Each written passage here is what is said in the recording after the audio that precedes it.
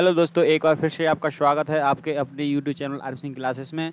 तो आज मैं बात करने वाला हूं कक्षा 10वीं विषय गणित पार्ट 1 वास्तु संख्या भाग 2। ठीक है, भाग 2 यानी कि आपकी इसमें होगी एक्सरसाइज 1.1 के सारे क्वेश्चंस का सॉल्यूशन कराने वाला हूं। तो मेरे साथ वीडियो के एंड तक बने रहिए। ठीक है, और वीडियो को जल्दी से जल्दी लाइक कर दीजिए, चैनल को सब्सक्राइब कर दीजिए। चलिए वीडियो को स्टार्ट करते हैं। वीडियो बहुत ही इंटरेस्टिंग होने वाली है, हमारे साथ बने रहिए वीडियो के एंड तक।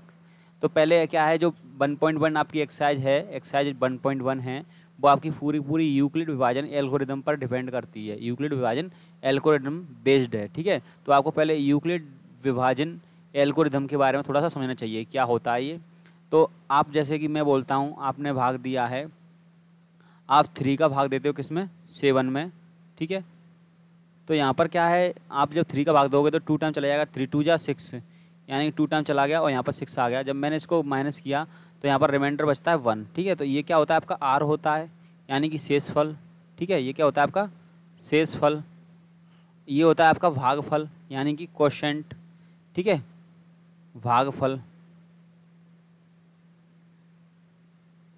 ठीक है, और ये होता है आपका भाजक, यानी कि इसको लेंगे अपन भाजक, यानी कि ए। ठीक है, भाजक, सॉरी बी, भाजक।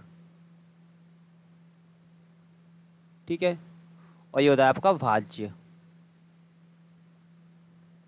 जिसे आप डिनोट करोगे किससे, ए से। ठीक है, तो यही क्या है, एक एल्गोरिथम है जिसको नाम दिया है यूक्लिड विभाजन एल्गोरिथम। ठीक है, इसको लिखने का बेस्ट तरीका ये होता है आपका कि ए बराबर होता है आपका वी क्यू प्लस आर। ठीक है, और यहाँ पर जो आर होता है वो आपका हमेशा वी से लेस देन, ठीक है, क्या होता है, या तो ये 0 होता है, ठीक है, या तो 0 होगा या ग्रेटर देन 0 होगा, और वी से क्या होगा, ये हमेशा लेस देन होगा। ठीक है, यही क्या है आपकी एक यूक्लिड विभाजन एल्गोरिथम है। ठीक है, तो इसी में बेस्ड क्वेश्चन करने वाले हैं कुछ। ठीक है, तो चलिए वीडियो को स्टार्ट करते हैं। इसमें आपका पहला क्वेश्चन है, एक्सरसाइज 1.1 का पहला क्वेश्चन है, बहुत ही अच्छा क्वेश्चन है। निम्नलिखित संख्याओं का एचसीएफ ज्ञात करने के लिए यूक्लिड विभाजन एल्गोरिथम का प्रयोग कीजिए। ठीक है, तो उसने दिया गया 135 और 225 का आपको क्या करना है, एचसीएफ ज्ञात करना है। किसकी सहायता से, यूक्लिड विभाजन एल्गोरिथम से ज्ञात करना है। ठीक है, तो सबसे पहले क्या करना है आपको, यहाँ पर लिखना है कि यहाँ ठीक है 225 बड़ा है किससे, 135 से। ठीक है, आप लिख दोगे यहाँ पर, तो वाई यूक्लिड विभाजन एल्गोरिथम, या फिर यूक्लिड विभाजन प्रमेय से। ठीक है, क्या लिख दोगे, यूक्लिड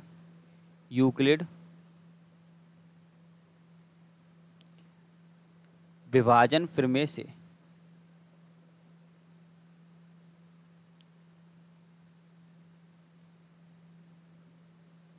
ठीक है, तो उसके बाद हम देखते हैं यहाँ पर क्या है आपका कि यूक्लिड विभाजन प्रमेय में क्या बता चुका हूँ आपको, ए बराबर होता है आपका वी क्यू प्लस के आर।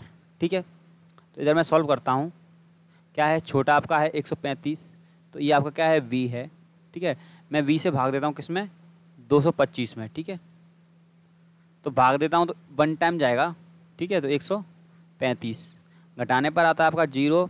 ठीक है, और यहाँ से आता है तुम्हारा 9। ठीक है, उसके बाद क्या हो जाएगा आपका, यहाँ से आप लिख सकते हो कि 225 बराबर 225, ये आपका चरण 1 हो गया, चरण 1। ठीक है, 225 बराबर 135, ठीक है, इंटू 1 प्लस 90। ठीक है, उसके बाद फिर आपको क्या करना है, दोबारा से फिर भाग देना है, 90 से देना है किसमें, 135 में। ठीक है, तो ये भी कितनी टाइम जाएगा, 1 टाइम जाएगा, तो यहाँ पर क्या आ गया, 90 आ गया।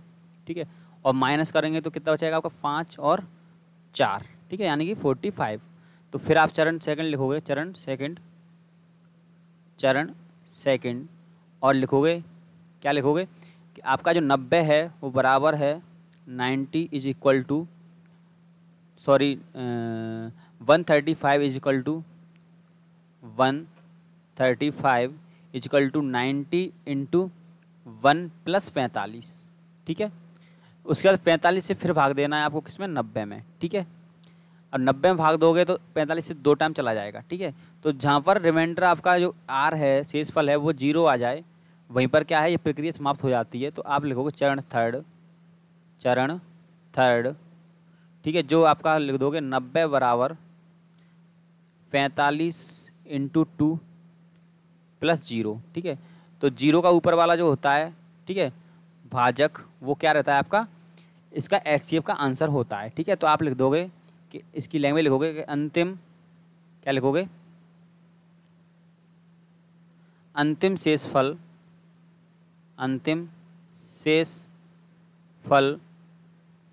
0 है, ठीक है। अंतिम शेषफल 0 है व भाजक 45 है, भाजक 45 है, ठीक है। अतः HCF ऑफ 135 और 225 का कितना हो जाएगा, 45, ठीक है दोस्तों। तो यही इसका आंसर है। तो इसी तरीके से आपके बाकी 2 भी सॉल्व हो जाएंगे, ठीक है। तो क्वेश्चन नंबर 2 पे चलते हैं अपन लोग, ठीक है। क्वेश्चन नंबर 2 पे चलते हैं। तो सेकंड है आपका कि दर्शाइए, ये मोस्ट इंपोर्टेंट है, इसको पे डाल दीजिए आप, IMP क्वेश्चन है आपका, ठीक है। मोस्ट इंपोर्टेंट क्वेश्चन माना जाता है। दर्शाइए कि ए कोई धनात्मक विषम पूर्णांक 6q + 1 या 6q + 3 या 6q + 5 के रूप का होता है, जहाँ q कोई पूर्णांक है, ठीक है। तो देखो इसके लिए क्या है, एक लॉजिक लगता है, एक क्या लगता है आपका लॉजिक, ठीक है। एक लॉजिक है, जैसे उसने बोला है कि जो आपका ए कोई धनात्मक पूर्णांक है, धनात्मक विषम पूर्णांक है, जो किस रूप का है, 6q + 1 और 6q + 3, 6q + 1, 6q + 3 और 6q + 5 के रूप का है। तो यहाँ से मुझे एक बात ध्यान आती है कि मैं अभी क्या क्या बताया आपको, एक एल्गोरिथम बताया जिसका नाम था यूक्लिड विभाजन एल्गोरिथम, जो बताया था मैंने, A बराबर VQ + R। तो यहाँ पर आपको थोड़ा इस फॉर्म में ये दिख रहा है, ठीक है। तो ये 6 क्या हो गया आपका, V हो गया, V कितना हो गया यहाँ पर, 6 हो गया, ठीक है। और R कितने दिए, 1 3 5 के रूप में दिया हुआ है। तो यहाँ पर मैं लिखता हूँ, हल करते हैं इसको अपन, क्या करते हैं, हल, ठीक है। आपको लिखना है माना A एक विषम पूर्णांक है, क्या लिखना है, माना A एक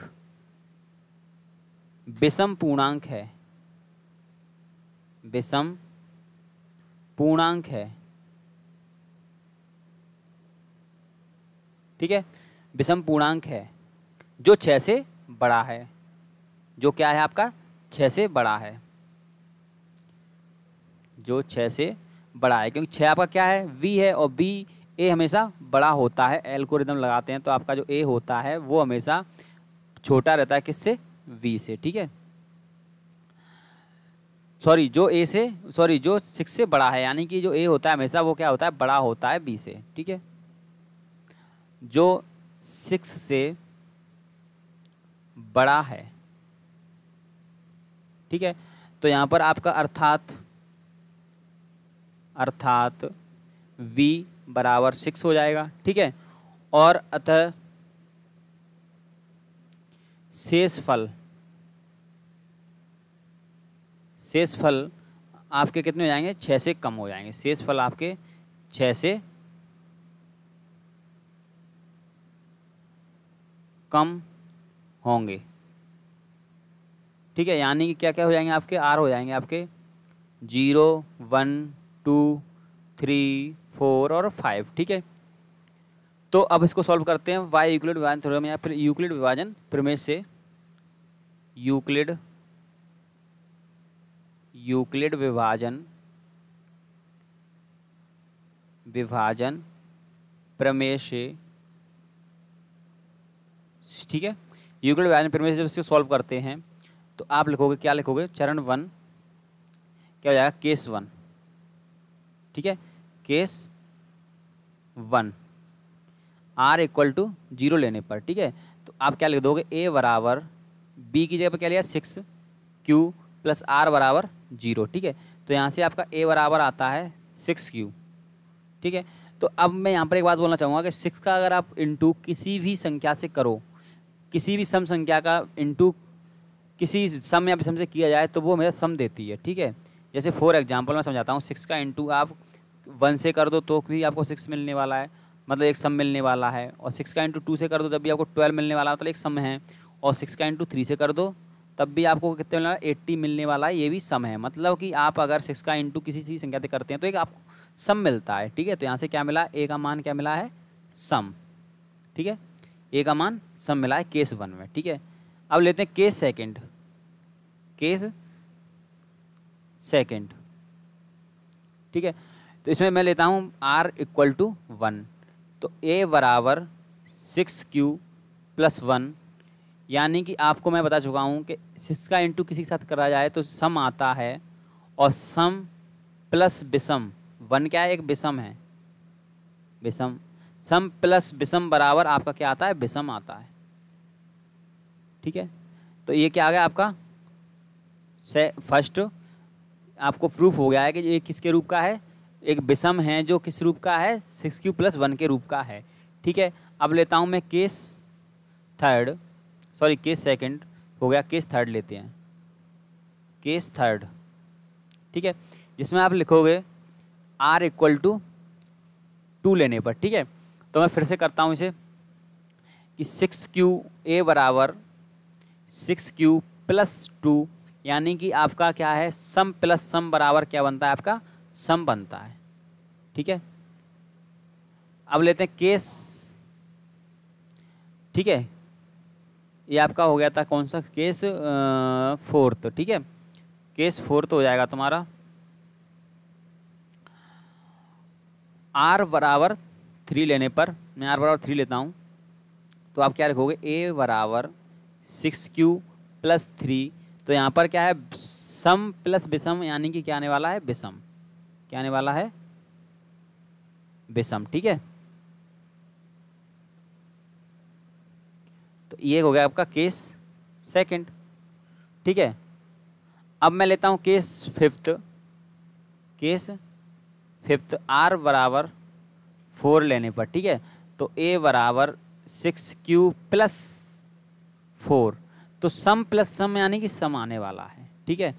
तो ये भी सम आया है। और अब लेता हूँ लास्ट केस, यानी केस 6, क्या लेता हूँ, केस 6, ठीक है। तो r बराबर 5 लेने पर, ठीक है दोस्तों, आपको समझ में आ रहा है तो आप वीडियो को लाइक कर दीजिए, चैनल को सब्सक्राइब कर दीजिए। तो a बराबर है आपका 6q प्लस 5, तो सम प्लस विषम क्या आता है, आपका विषम, ठीक है।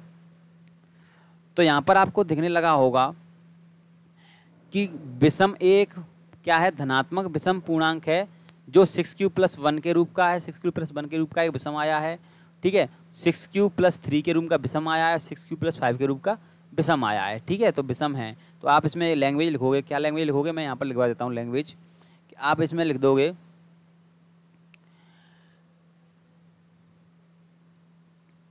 कि अतः फर्स्ट सेकंड व थर्ड से स्पष्ट होता है, ठीक है, स्पष्ट होता है कि ए एक धनात्मक विषम पूर्णांक है जो 6q plus 1, 6q plus 3, 6q plus 5 के रूप का है, ठीक है। ये इसकी लैंग्वेज हो जाएगी दोस्तों। चलते हैं नेक्स्ट क्वेश्चन की तरफ। नेक्स्ट क्वेश्चन है, आर्मी के बैंड में 616 सदस्यों वाली एक सेना यानी आर्मी की टुकड़ी को 32 सदस्यों वाले एक आर्मी बैंड के पीछे मार्च करना है। दोनों समूहों की समान संख्या वाले स्तंभों में मार्च करना है, ठीक है। उन स्तंभों की अधिकतम संख्या क्या जिसमें वे मार्च कर सकते हैं, ठीक है। तो प्रश्नानुसार इसका हल हो जाएगा, प्रश्नानुसार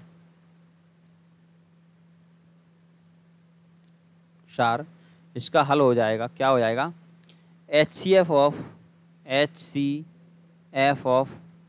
616 और 32, ठीक है। जो भी आएगा वही क्या होगा, इसका आंसर होगा, ठीक है। तो यहाँ पर क्या है, यहाँ देखा गया है कि जो 32 या 616 है, 32 से छोटा है किसे, 616 से, ठीक है। तो बाय यूक्लिड विभाजन एल्गोरिदम से, बाय यूक्लिड विभाजन एल्गोरिदम, यूक्लिड विभाजन एल्गोरिदम, एल्गोरिदम या यूक्लिड विभाजन प्रमेय से, ठीक है। तो क्या है आपका, यहाँ पर करते हैं अपन 32 से भाग देना है किसमें, 616 में, ठीक है। अब 32 से जब भाग देते हैं 616 में तो कितने 1 टाइम चला जाएगा, ठीक है, क्योंकि 32 दूनी 64 ज़्यादा निकल जाएगा, ठीक है। तो 32 से कम 32 यानी कि आप घटाओगे तो यहाँ से आपका आ जाएगा 9, ठीक है, और 2, ठीक है। आप 6 को उतार लोगे, फिर चला जाएगा 9 टाइम, ठीक है। तो यह आ जाएगा आपका 2, 8 और 8, घटाने पर बचता है आपका 8, ठीक है, इधर 0 और इधर भी 0। उसके बाद आप यहाँ पर लिखोगे कि 616 बराबर 32 इंटू 19 प्लस 8, ठीक है। ये हो गया आपका चरण 1, चरण 1, ठीक है। अब लेते हैं चरण 2, चरण 2, ठीक है। तो यहाँ पर 8 से भाग देंगे किसमें, 32 में, जो 8 चौक 32 यानी 4 बार चला जाएगा, ठीक है। तो यहाँ पर 0 0 आ गया, जहाँ 0 0 आ जाए वही इसका आंसर होता है भाजक, ठीक है। तो ये हो गया आपका 32 बराबर, ठीक है, 32 बराबर 8 इंटू 4 प्लस 0, 0 के ऊपर वाला होता है आपका आंसर, ठीक है। तो आप लिख दोगे यहाँ पर, अर्थात सॉरी आप लिखोगे यहाँ पर, तो टुकड़ियों की जो बनेगी आपकी, कहाँ पर था, उन स्तंभों की अधिकतम संख्या क्या है जिनमें वे मार्च कर सकते हैं, ठीक है। तो स्तंभों की जो अधिकतम संख्या हो जाएगी वो हो जाएगी आपकी स्तंभों की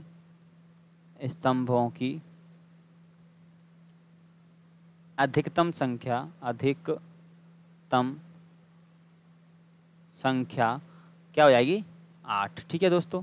तो ये इसका राइट आंसर है।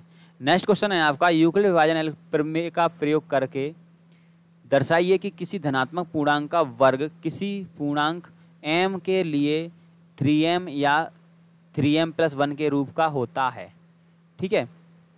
तो इसमें क्या है, ये भी आपका इम्पोर्टेंट ही क्वेश्चन माना जाता है, ठीक है। तो माना a के लिए यहाँ, ठीक है, माना